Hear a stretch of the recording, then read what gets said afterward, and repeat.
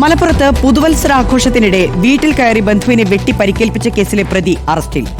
പുൽപ്പറ്റ തൃപ്പനച്ചി സ്വദേശി സുകുമാരനാണ് അറസ്റ്റിലായത്. പരിക്കേറ്റ തൃപ്പനച്ചി സ്വദേശി നിധിൻ മഞ്ചേരി മെഡിക്കൽ കോളേജ് ആശുപത്രിയിൽ ചികിത്സയിലാണ്.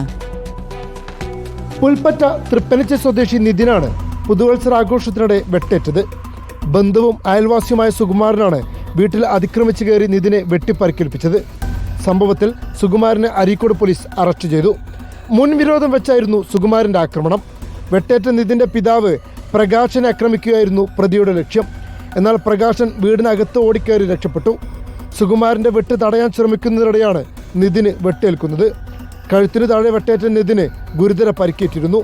നിധിൻ മഞ്ചേരി മെഡിക്കൽ കോളേജ് ആശുപത്രിയിൽ ചികിത്സയിലാണ്. സംഭവത്തിൽ പ്രതിക്കെതിരെ അരീക്കോട് പോലീസ് വധശ്രമത്തിന് കേസെടുത്തു. പിന്നാലെയാണ് അരീക്കോട് സിയുടെ നേതൃത്വത്തിലുള്ള സംഘം പ്രതിയെ അറസ്റ്റ് ചെയ്തത്.